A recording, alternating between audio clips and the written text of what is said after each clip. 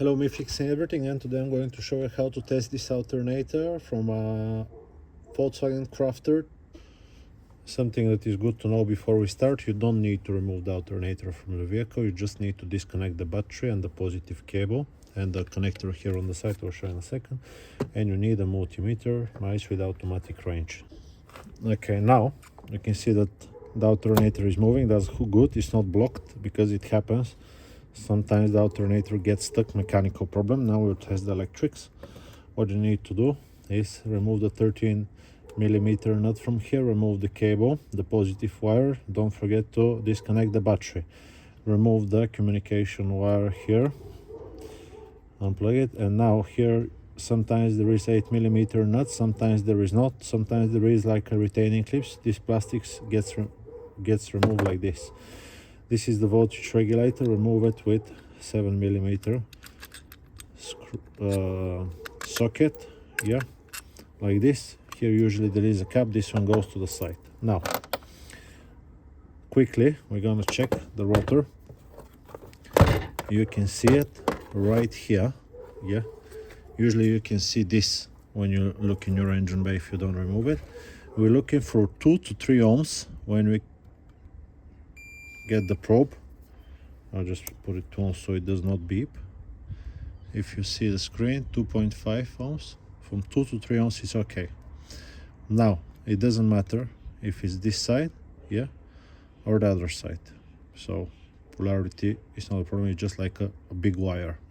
What we also need to check if there is continuity between the slip rings and the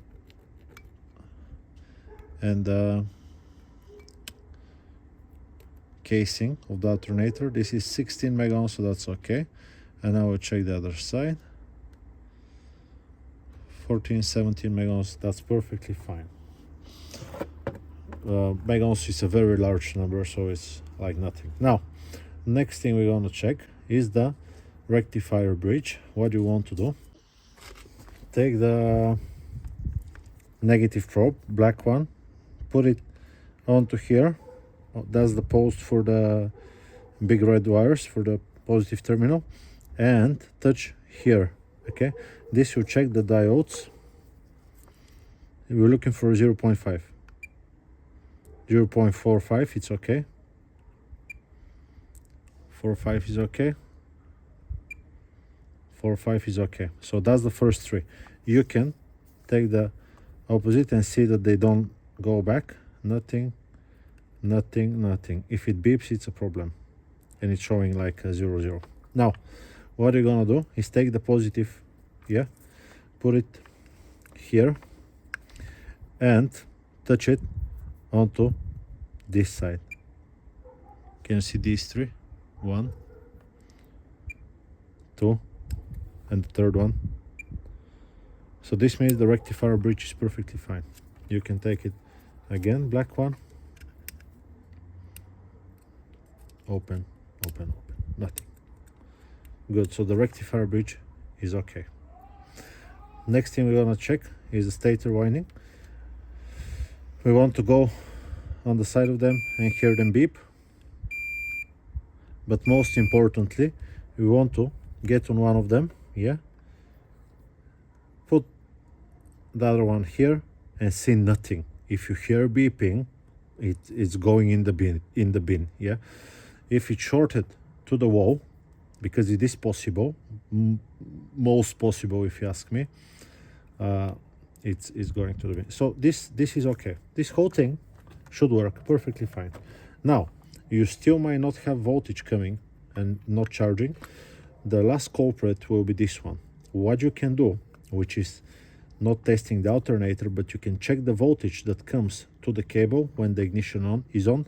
If you have 8 volts, it's definitely the voltage regulator. Unfortunately, other than the brushes, you can see these brushes are brand new. Other than the brushes, you cannot check this voltage regulator with just a multimeter. You need a bench power supply, you need a special communicating device, because some of them are different protocols. Some will expect a signal from the computer, some of them will expect a voltage between 12 and 14 0.8 volts and whatnot, but there is a chip inside. Yeah, there is a chip with almost like 15 wires inside, so you cannot check the voltage regulator with a multimeter. If you know way, tell me, I'll be very happy to see. But that's generally what you can check on your alternator.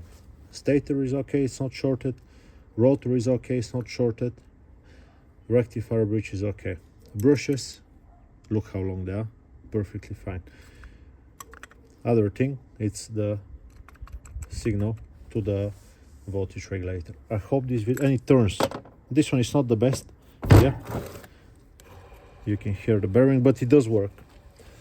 So that's how you can test. Some of them are 100 amperes, this is 170, some of them are a little bit less, but they're exactly the same.